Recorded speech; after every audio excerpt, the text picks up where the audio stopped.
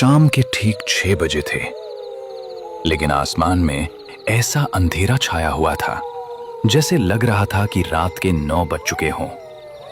एक पुराना खटारा रिक्शा हिचकोले खाता हुआ पहाड़ी रास्ते पर चल रहा था। रिक्शा के अंदर केवल 2 लोग थे, एक रिक्शा वाला और दूसरा पिछली सीट पर बैठा आर्यन। आर्यन जो दिल्ली का एक खोजी पत्रकार था, रिक्शा से बाहर देख रहा था।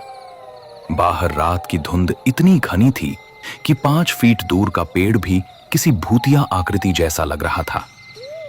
अचानक रिक्शा एक जोरदार झटके के साथ रुक जाता है। लो भाई, तुम्हारा स्टॉप आ गया है। इससे आगे मेरा रिक्शा नहीं जाएगा, तुम्हें यही उतरना होगा। भाई साहब, लेकिन नक्शे के हिसाब से काली घाटी गांव अभी भी यहाँ से 4 किलोमीटर दूर है, और आप मुझे यहाँ बीच में डरावने जंगल में क्यों उतार रहे हो? रिक्शा वाले ने अपना सिर घुमाया और आर्यन की आंखों में देखा। उसकी आंखों में एक अजीब सा डर था। उसने रिक्शा के हैंडल को कसकर पकड़ रखा था। बेटा, तुम यहाँ नए हो क्या? इस रास्ते पर शाम ढलने के बाद कोई भी गाड़ी या इंसान काली घाटी गांव की सीमा पार नहीं करता। वो सामने जो पुराना बरगद का पेड़ देख रहे हो ना बेटा, उसके पार करते ही काली घाटी गांव का रास्ता शुरू हो जाता है। मेरा रिक्शा उस रास्ते से नहीं जाता। अरे तो भाई, मैं 4 किलोमीटर इस जंगल के रास्ते से इतनी रात को मैं क्या चल कर जाऊंगा क्या? और आपको डर किस बात का लग रहा है? इस रास्ते से क्या डाकू रहते हैं क्या? रिक्शा वाले की आंखों में अब और भी गहरा डर उतर आया था। उसने कांपती हुई आंखों से बाहर इशारा किया। उसकी नजरों में दया नहीं बल्कि चेतावनी थी। डाकू होते तो हम बंदूक लेकर चले जाते बेटा। वहां वो है जिससे बंदूक भी नहीं लड़ सकती, काला पानी। आर्यन को लगा ये ड्राइवर उसे डराने की कोशिश कर रहा है ताकि ज्यादा किराया मांग सके, या फिर ये स्थानीय अंधविश्वास है। उसने बहस करना ठीक नहीं समझा। उसने अपना भारी बैग हाथ में लिया और रिक्शे से नीचे उतर गया। ठीक है भैया, आपका बहुत बहुत धन्यवाद जो आप मुझे यहाँ तक छोड़ने के लिए आए। जैसे ही आर्यन रिक्शा से नीचे उतरा, रिक्शा वाले ने तुरंत अपना रिक्शा पलटा और वापस जाने लगा, जैसे रिक्शा वाला किसी मौत के मुंह से भाग रहा हो। देखते ही देखते रिक्शा वाला रिक्शा लेके उस अंधेरे धुंध में गायब हो गया। अब उस डरावने जंगल में अकेला सिर्फ आर्यन था। सामने घना जंगल और एक जानलेवा सन्नाटा। ठंड इतनी थी कि आर्यन की हड्डियां तक जम गई थीं। उसके बैग में जो टॉर्च थी वो उसने जलाई और आगे रास्ते से चलना शुरू किया। रास्ता पथरीला, कांटों भरा था और दोनों तरफ ऊंचे ऊंचे पेड़ थे। चलते हुए आर्यन को बार बार लग रहा था कि झाड़ियों के पीछे कोई चल रहा हो। पत्तों की आवाज उसके कदमों के साथ ताल मिला रही थी। चलते चलते आर्यन खुद से बातें कर रहा था। ये सिर्फ हवा है। मैं दिल्ली की भीड़ भाड़ से आया हूँ, इसलिए शांति मुझे अजीब लग रही है।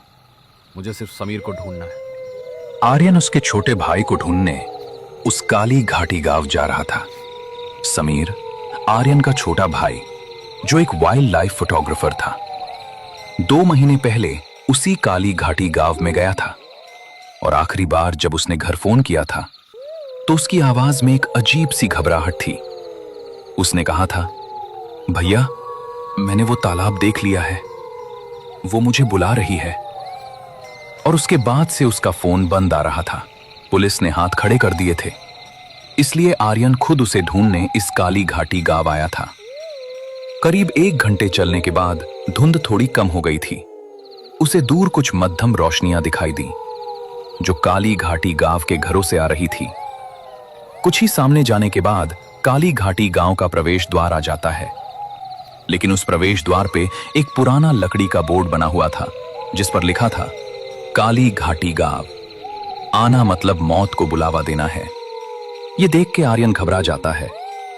थोड़ी देर बाद गांव में कदम रखते ही आर्यन को एक अजीब सी गंध आई, जैसे गीली लकड़ी और पुराने फूलों के सड़ने की मिली जुली बदबू हो। गांव के घर पत्थरों और लकड़ी के बने थे। हर घर का दरवाजा कसकर बंद था। खिड़कियों से चमकती रोशनी आ रही थी। काली घाटी गांव की गलियां बिल्कुल सुनसान थीं। न कुत्ते भौंक रहे थे, न ही किसी इंसान का शोर शरबा चल रहा था। जबकि अभी शाम के 7:30 ही बजे थे। किसी भी गांव में इस समय चौपाल पर लोग होते हैं, लेकिन आज इस गांव में शमशान जैसी शांति थी। आर्यन एक घर के पास रुका और दरवाजा खटखटाया। सुनिए, कोई है क्या घर में? मैं शहर से आया हूं। मुझे इस गांव के सरपंच का घर जानना है। अगर कोई घर के अंदर है तो प्लीज मेरी मदद करो। अंदर से कोई जवाब नहीं आया, लेकिन आर्यन ने महसूस किया कि दरवाजे के पीछे कोई खड़ा है और सांस रोके उसकी बातें सुन रहा है। कोई भी दरवाजा खोल नहीं रहा था। आर्यन आगे बढ़ा। थोड़ी दूर जाने पर उसे एक चबूतरे पर एक बूढ़ा आदमी बैठा दिखाई दिया। आर्यन उसके पास गया और बोला, काका, राम राम। मेरा नाम आर्यन है और मैं दिल्ली से आया हूं। मुझे यहां रुकने के लिए कोई जगह मिल सकती है क्या? बूढ़े ने धीरे से अपनी गर्दन घुमाई। उसकी त्वचा झुर्रियों से भरी थी और आंखें सफेद मोतिया बिंद से धुंधली थीं। उसने आर्यन को ऊपर से नीचे तक देखा। वापस चले जाओ मुसाफिर, ये जगह इंसानों के रहने के लिए नहीं बनी है। मैं वापस नहीं जा सकता काका। मेरा छोटा भाई समीर इस गांव में आया था। मुझे उसे ढूंढना है। जैसे ही आर्यन ने उसके छोटे भाई समीर का नाम लिया, वैसे ही वो बूढ़ा आदमी खड़ा हो गया। उसने घबरा कर आर्यन को कहा, जो कुछ दिन पहले कैमरा लेके इस काली घाटी गांव में आया था, वो कैमरे वाला लड़का वो क्या तुम्हारा भाई है क्या? हाँ हाँ काका, मैं उसका भाई हूं। कहाँ है वो काका? क्या आप जानते हैं क्या उसे? बूढ़े ने चारों तरफ देखा, जैसे उसे किसी बात का डर हो कि हवाएं उनकी बातें तो नहीं सुन रही है। उसने आर्यन को अपने पास नजदीक बुलाया और उसको धीमी आवाज में फुसफुसाते हुए कहा, बेटा, तुम्हारा छोटा भाई इस गांव में जो काला पानी का तालाब है उसके तरफ गया हुआ था। मैंने उसे रोका भी था, लेकिन तुम्हारे छोटे भाई ने मेरी बात नहीं सुनी। मैंने उसे कहा था कि अमावस आने वाली है, उस तालाब के पानी के पास मत जा, लेकिन वो माना नहीं। वो कहता था कि उसे उस काला पानी तालाब की तस्वीरें लेनी है। अब वो उस काला पानी तालाब का हो गया है। क्या मतलब काका? काला पानी का तालाब? उसमें मेरा भाई डूब गया क्या? अगर डूब गया तो पुलिस को क्यों नहीं बताया? पुलिस? यहां पुलिस नहीं आती बेटा, और वो डूबा नहीं है। उसे उस काला पानी तालाब ने अपने अंदर खींच लिया है। काला पानी तालाब में लोग सिर्फ डूबते नहीं हैं, वो उसे सोख लेता है। उस इंसान की आत्मा, शरीर और उसकी यादें, सब कुछ। आर्यन को उस बूढ़े की बात पे यकीन नहीं हुआ। उसे लगा ये बूढ़ा पागल है। काका, आप मुझे बस ये बता दीजिए कि वो काला पानी का तालाब किस तरफ है। मैं खुद उस काला पानी के तालाब के पास जाके देख लूंगा। बूढ़े की आंखों में अब डर की जगह एक अजीब सी उदासी थी। बेटा, गांव के उत्तर दिशा में जंगल के पार, लेकिन आज रात मत जाना। आज रात हवा में नमी ज्यादा है। जब नमी बढ़ती है तो वो उस तालाब का काला पानी फैल जाता है। आज मेरे घर रुक जा, सुबह चले जाना, अगर तुम सुबह तक जिंदा रहे तो। आर्यन के पास कोई चारा नहीं था। रात घनी हो चुकी थी और जंगल में अकेले जाना बेवकूफी होती। वो बूढ़े के घर में रुकने के लिए तैयार हो गया। उसी पल दोनों साथ साथ उस बूढ़े आदमी के घर जाने लगते हैं। थोड़ी देर बाद दोनों घर में आ जाते हैं। बूढ़े का नाम हरिया था। उसका घर छोटा था, जिसमें सिर्फ एक कमरा और एक रसोई थी। हरिया ने आर्यन को खाने के लिए सूखी रोटी और प्याज दिया। लालटेन की रोशनी में दोनों बैठे थे। हरिया काका, ये काला पानी तालाब का क्या किस्सा है? आखिर एक तालाब से पूरा गांव इतना डरता क्यों है?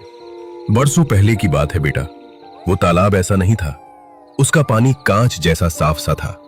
हम उस तालाब के पानी को अमृत कहते थे। लेकिन फिर गांव में पानी का अकाल पड़ा और फिर गांव के तांत्रिक भैरव